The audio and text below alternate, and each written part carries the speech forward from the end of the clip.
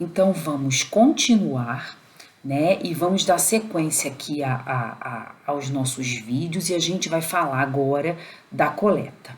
A coleta, ela tem essas 6 etapas. Os cartões, o preenchimento dos cartões, a coleta propriamente dita, secagem, armazenamento e transporte.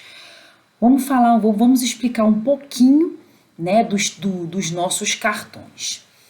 Os cartões de coleta, eles são divididos em 2 partes. Ele possui uma parte que é a chamada área de registro de informações, que é essa daqui, onde a gente escreve, né, onde vocês escrevem. E na parte de trás tem informações para a coleta e informações para os pais. E a gente ainda possui a área do papel filtro. A área do papel filtro é dividida da área de coleta por um picote, por um papel picotado, onde você pode destacar alguns serviços de referência, alguns laboratórios destacam e tem um fluxo diferenciado para cada parte dessas aqui. Né? Mas enfim, o papel filtro em si, ele é um papel específico, quando você passa a mão nele você percebe, ele é um papel que possui uma trama própria, né? Para quê? Para quando você pinga o sangue aqui, ele absorve o sangue. Se você pingar um sangue num papel comum qualquer, ou até aqui mesmo no outro, aqui do lado, você vê que o sangue espalha e aqui ele absorve. E por isso ele tem uma característica, ele tem validade própria. Né? Você não consegue, como ele absorve líquido, ele absorve umidade do ambiente. Então você deve ter o quê? Um controle do seu estoque, para que esse cartão não vença. Nunca peça cartão a mais do do necessário para a sua unidade de coleta, para que você não tenha cartão vencido e não tenha que jogar fora. Né? Porque é importante que jogue fora mesmo caso esse cartão vença. E que ele seja guardado num ambiente adequado. O que é um ambiente adequado? Temperatura ambiente e seco, não é geladeira, não é nenhum lugar muito quente, qualquer gaveta, qualquer armário, você armazena adequadamente os cartões. Bom, os cartões, a gente faz uma divisão por cores, tá? Quando você olha o impresso aqui da área de registro de informações, eles têm cores diferentes. A única coisa diferente aqui realmente a cor, tá? E aqui vai estar escrito primeira amostra, o reconvocado e o segunda amostra, mas o restante todinho, ele é idêntico e o papel filtro também é idêntico. Por que existe essa divisão por cores? Essa divisão por cores, ela existe para que quando esse cartão chega no cadastro do hospital de apoio, a pessoa do cadastro vai conduzir o cadastro de uma maneira diferente. Como assim? A primeira amostra é um paciente novo, é como você chega na sua unidade uma criança para ser atendida e você abre um prontuário. Quando chega esse, a gente sabe que é uma recoleta que vem de uma região de saúde. Então, você busca esse paciente no sistema e cadastra essa amostra como a segunda, terceira, quarta ou quinta. E esse aqui é um cartão que é colhido, vocês não vão ver esse cartão nas regiões, não conseguem esse cartão, ele é exclusivo do hospital de apoio. A informação para quem está cadastrando é que é uma suspeita de doença. Então, a pessoa do cadastro também procura o cadastro dessa criança e liga esse exame ao primeiro cadastro, porque senão você acaba tendo se você cadastrar sempre um paciente novo, você fica com uma criança, vários exames, e aí você não consegue enxergar o paciente como um todo. Né? O nosso sistema também é como se fosse um prontuário, uma criança que tem vários exames ou uma criança que tem várias consultas no prontuário, que está todo mundo mais acostumado. Né? Então, esse é o cartãozinho de primeira amostra, cinza, que vocês conhecem bem, né? E esses são os outros dois que eu já mostrei, o azul de segunda e o laranja de reconvocado. Então, vamos falar um pouquinho, né, do preenchimento desses cartões. O preenchimento deve ser completo, todos os campos são importantes. A gente sabe, né, que dependendo da maternidade, O movimento é muito grande, a gente pede um monte de coisa, pede endereço da mãe, pede vários telefones, pede, né, CPF, coisas que às vezes não estão ali à mão, mas assim, entendam que todas essas informações são importantes em algum momento, tá? Elas serão importantes ou na análise do resultado, se a criança usou uma NPT, se ela é prematura, se ela tem às vezes uma genitália não identificada, que você não consegue ver se essa criança é menino ou menina, se ela usa um corticoide, se a mãe usou, ou os dados mesmo de identificação dessa mãe, que são super importantes para a busca ativa. Tá? Outra coisa é que a gente sempre preenche o cartão antes de coletar, porque quando você coleta aquele sangue tá molhado, você não vai pegar o cartão com sangue molhado e colocar em cima da mesa para escrever. Preenche antes e colhe o sangue. E o ideal é que você tenha um documento da mãe, que você peça a identidade dela para escrever o nome dela corretamente.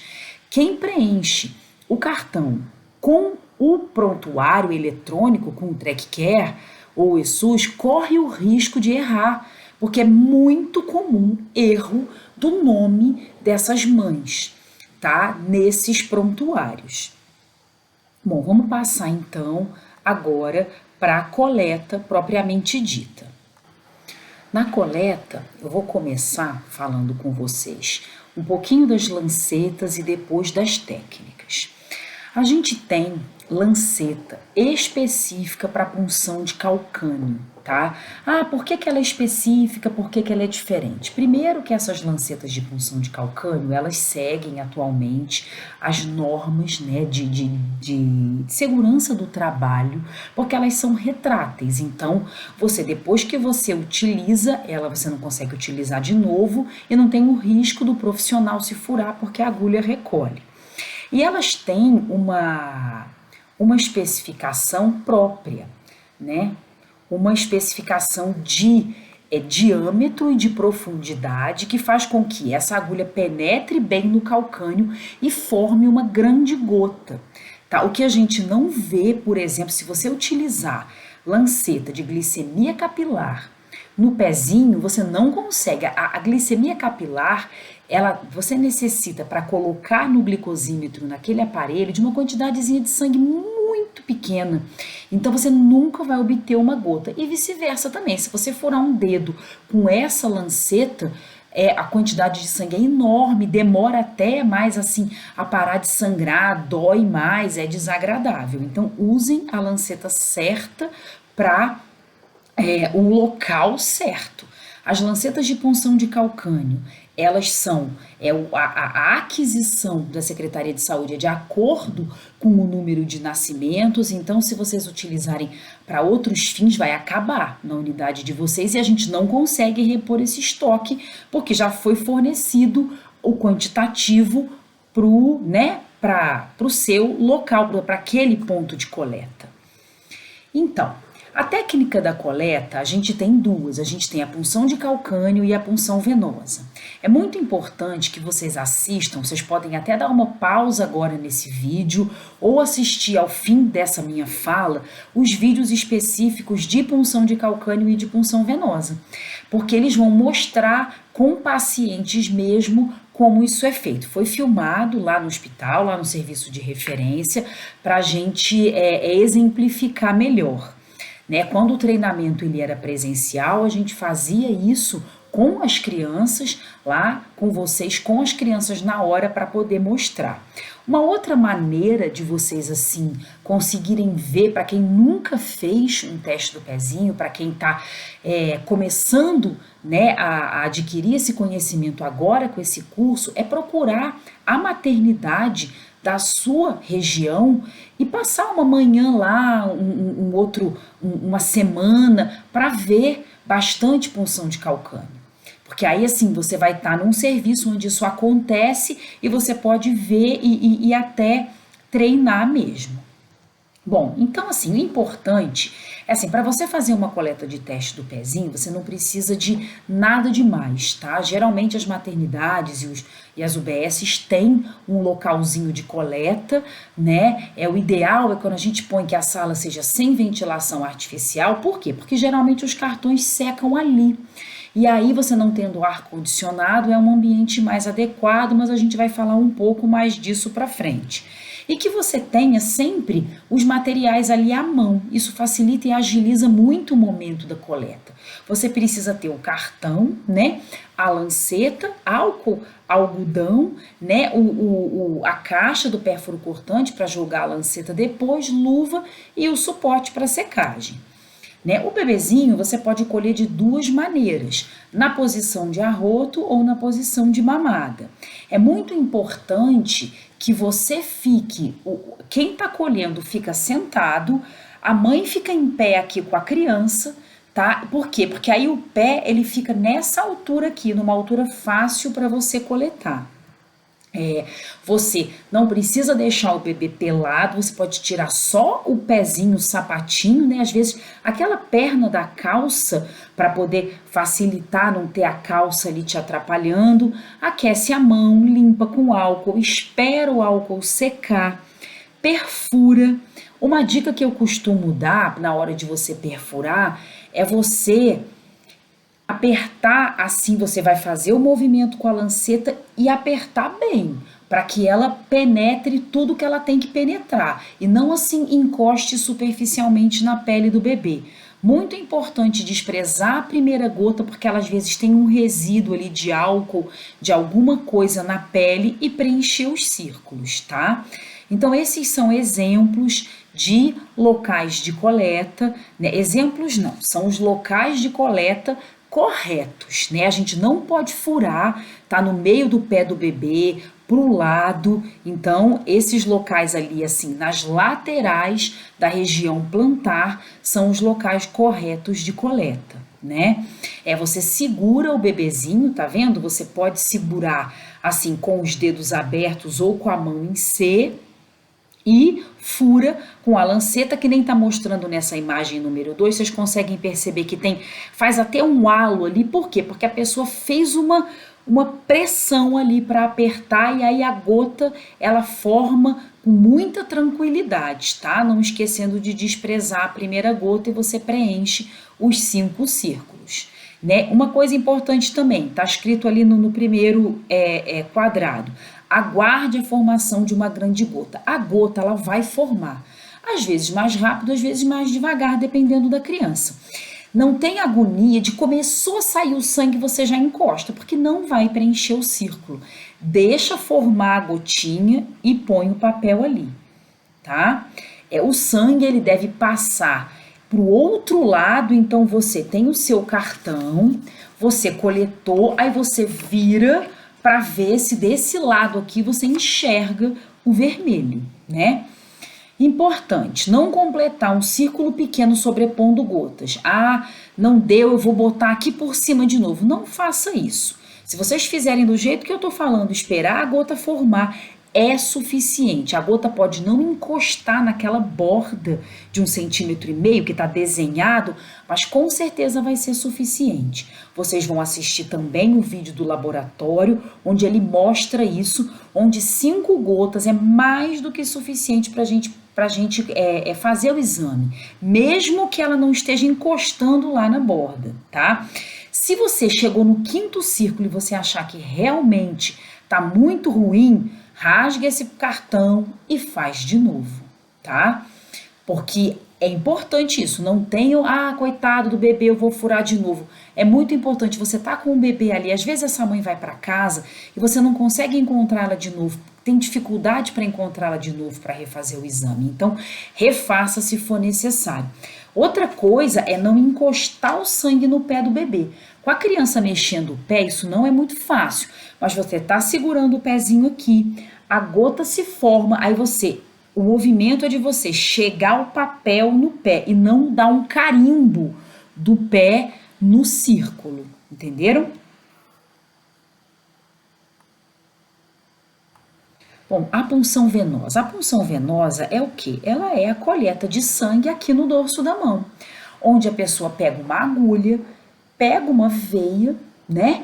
E quando você enfia a agulha aqui, você forma uma gotinha de sangue ali e você vem com o papel filtro e vai colocando, vocês vão ver o vídeo que nós fizemos exemplificando.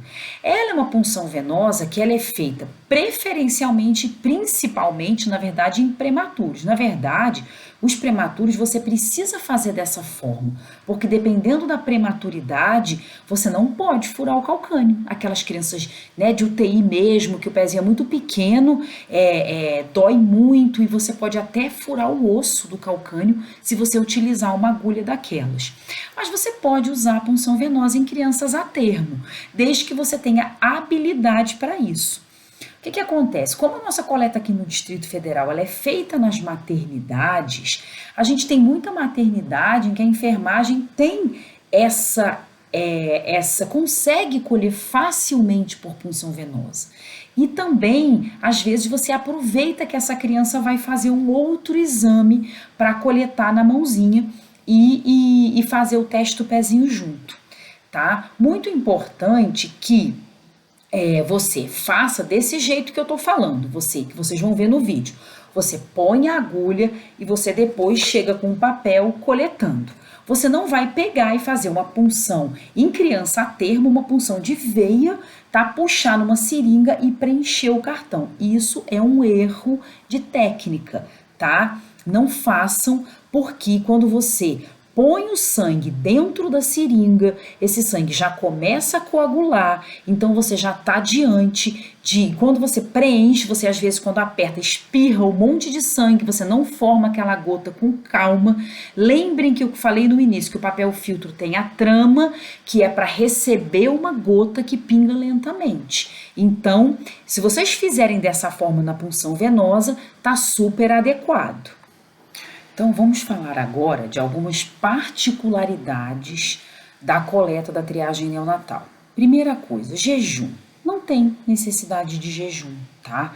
Isso é uma coisa que às vezes vocês podem receber essa informação equivocada. Ah, precisa esperar. Não, não tem. Você pode fazer o teste do pezinho em qualquer momento, tá? A idade mínima que a gente considera aqui no Distrito Federal é 24 horas de vida.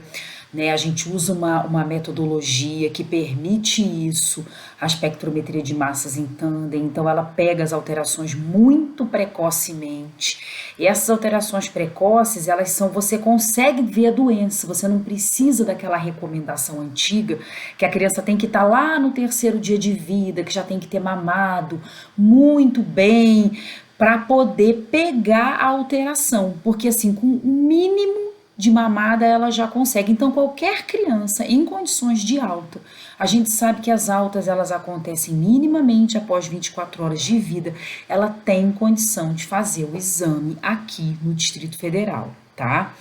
Idade máxima, não tem. Por que eu coloco isso dessa forma? Adianta fazer teste do pezinho numa criança de 2 anos que está clinicamente bem, ótima? Assim, se ele tivesse alguma doença grave, ele iria evoluir para óbito, não ia dar certo. Mas assim, às vezes vocês pegam uns bebês que vêm de outro local, ou que a mãe não sabe se fez ou não. E assim, o teste do pezinho ele é um direito do bebê. E vocês vão ver, eu vou falar no momento das doenças, em que muitos dos defeitos, eles são leves. E às vezes uma criança de alguns meses de vida, você consegue diagnosticar uma alteração não tão grave. Então assim, é um direito deles. Toda criança que você pega, que nunca fez o teste do pezinho, deve fazer. Principalmente no primeiro ano de vida, principalmente nos primeiros 6 meses de vida, tá? Para algumas doenças, eu entendo que isso não faz sentido, mas como a gente está falando aqui de uma maneira, não faz sentido de quê? Do diagnóstico mais precoce.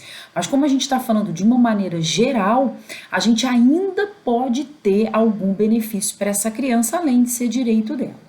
Bom, a transfusão ela necessita sempre que esse teste do pezinho seja repetido, tá? Vocês vão ver que toda criança, quando vocês marcam no cartão de coleta que a criança recebeu uma transfusão, ela vai para uma planilha nossa, onde a gente liga para essa mãe entre 4 e 6 meses de vida, tá? Para repetir para as hemoglobinas, porque é a doença que a transfusão altera. Mesmo assim, quando vocês não marcam, o resultado do teste do pezinho, ele aponta uma alteração que a gente fica na dúvida se foi transfusão ou se aquilo ali é da criança mesmo. E aí a gente liga para esses pais, tira essa dúvida, né? Quando não recebeu transfusão, a gente sabe que é da criança mesmo. Se recebeu transfusão, a gente agenda para esse período, tá? Essa informação de transfusão sempre sai no laudo, essa recomendação de repetir o exame. Então, se alguém pegar um paciente na assistência, tá, com essa informação no laudo e que a gente não recebeu nenhuma ligação do teste do pezinho, é porque provavelmente a gente não conseguiu o contato com essa mãe. Então é importante que vocês encaminhem na atenção, imaginando atenção primária ou secundária, em algum momento de assistência, né? Em que você refaça esse exame dessa criança.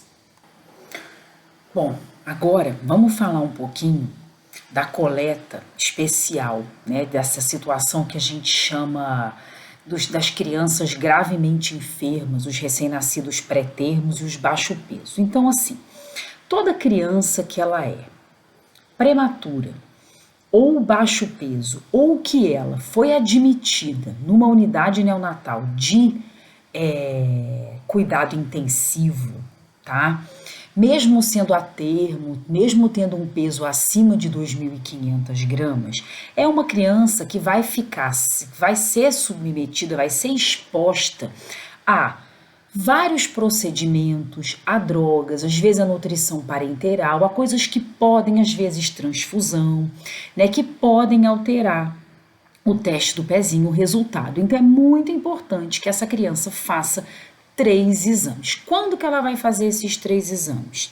Ela vai fazer assim que ela for admitida nas unidades neonatais, tá? É assim que ela entrar. Ah, mas não tem 24 horas de vida, a criança nasceu, foi para UTI, tá ali com algumas horas de vida, vai colher aquele primeiro sangue? Sim, façam assim mesmo, tá? Mesmo que vocês não colham sangue nesse momento, façam somente o teste do pezinho.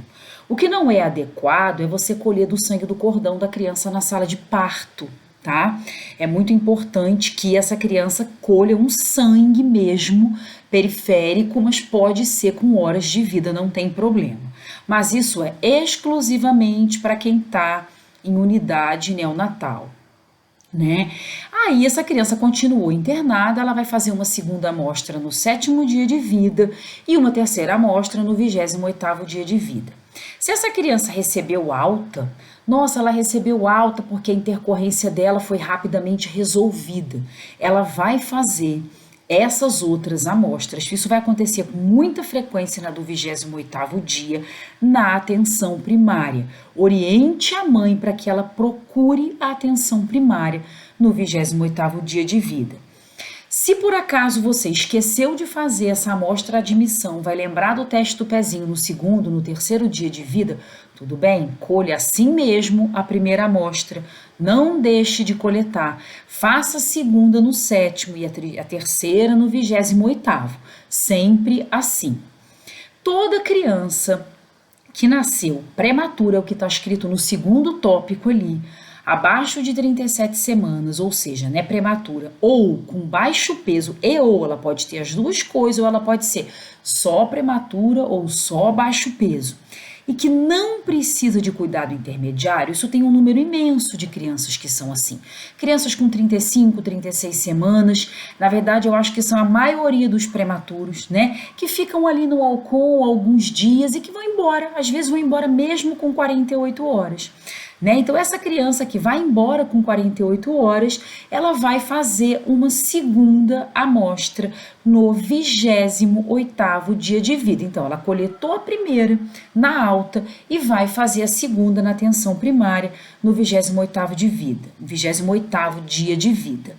Essa recomendação é nova, esse protocolo mudou, por isso essa eu acho uma parte super importante dessa capacitação, porque traz essas informações novas, que estão de acordo com uma revisão recente da literatura que nós fizemos e também de acordo com o manual do Ministério da Saúde. Agora, vamos continuar com essas outras recomendações, são mais simples e mais rápidas, a da secagem, o do armazenamento e o do transporte das amostras. Bom, a secagem, é importante que os cartões sequem em instantes de secagem, como essa da foto, tá? Sempre na horizontal. Quando você pega um cartão e pendura assim para secar, antigamente a gente tinha muito isso nas maternidades, um varalzinho assim de teste do pezinho, onde as amostras eram penduradas. O que que acontece? Esse sangue aqui, ele tá molhado. Então, a olho nu a gente não consegue perceber isso, mas ele escorre e você tem uma diferença de concentração dentro do círculo. E aí, na hora que você tirar a amostra do círculo, ela pode ser diferente. Então, você seca na horizontal, em temperatura ambiente, não é para ligar ventilador, nada para que ela seque mais rápido, nunca. Sempre respeitar esse tempo de 3 horas e temperatura ambiente, né? E utilizando essas estantes. Então, depois que a amostra ela seca, ela deve ser armazenada. Você pode pegar, imagina que você coletou todas as amostras de manhã na sua unidade, você pega, coloca todas juntinhas, coloca no mesmo saco plástico e coloca numa geladeira, né? E pode ser todas no mesmo saco plástico. E o muito importante é que a amostra não congele, é geladeira, não é um congelador.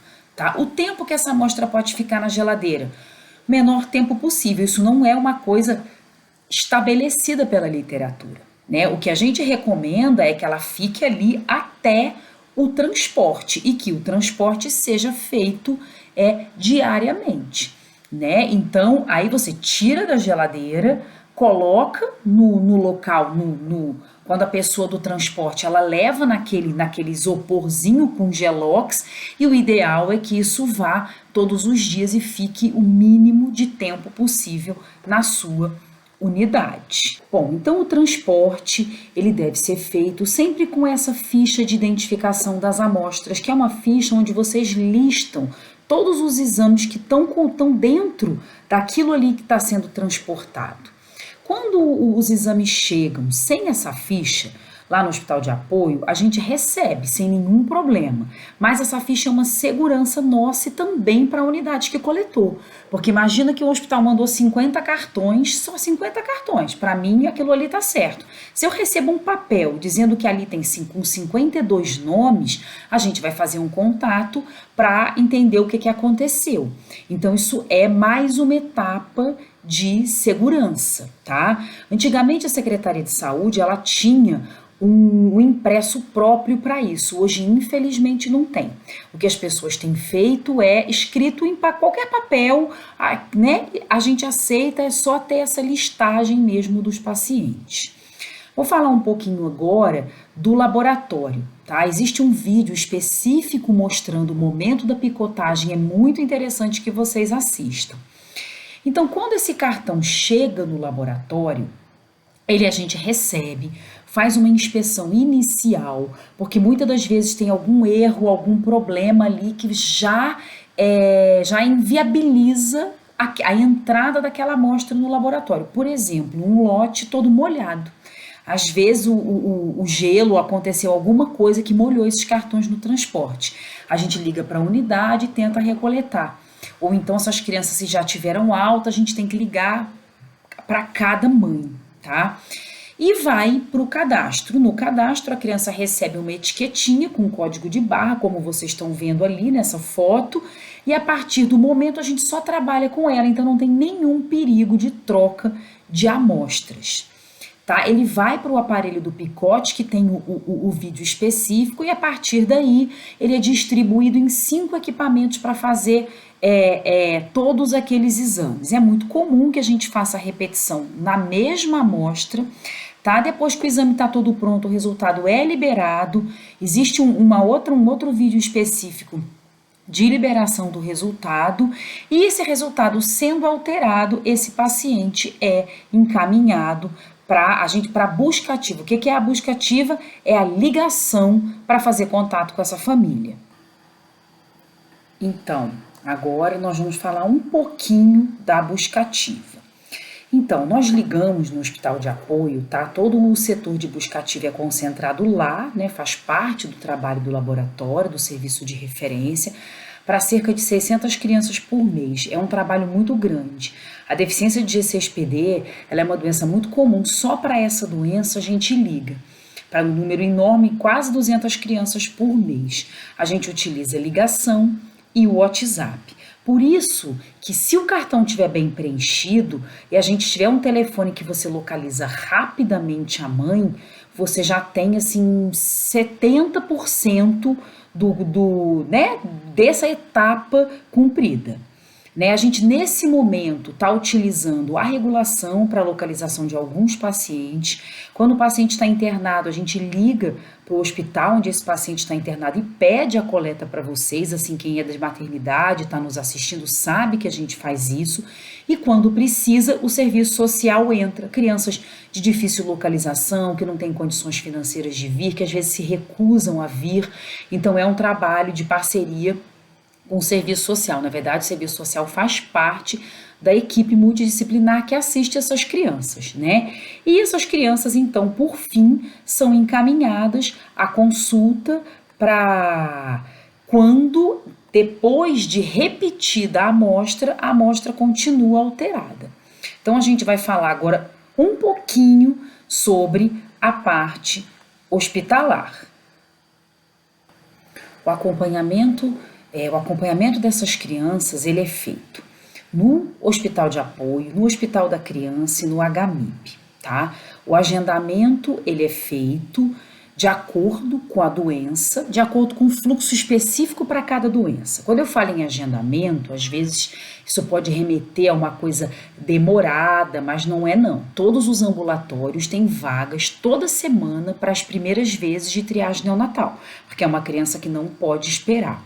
São 10 ambulatórios, quando essa criança entra lá, ela segue um fluxo de exames confirmatórios específicos, né, e de tratamento, caso o tratamento precise, né, caso realmente o diagnóstico seja confirmado, um fluxo específico. A gente tem dessas doenças cerca de 100 diagnósticos por ano de todas as outras e mais 1.200 da deficiência de G6PD. Com essas crianças no ambulatório, a gente ainda faz monitoramento de faltosos, principalmente das primeiras consultas. Até a criança entrar dentro do ambulatório, mesmo comparecer à primeira consulta, esse monitoramento é feito pelo serviço de referência. Espero que vocês tenham assistido esse vídeo até o fim, né? O curso, então, ele ainda tem mais 2 vídeos, onde eu vou falar do resultado dos exames e um pouquinho das doenças, e os outros vídeos que eu citei da coleta propriamente dita, né? O da punção de calcânio, o da punção venosa e o vídeo do laboratório. Então assistam tudo isso antes de passar para os próximos.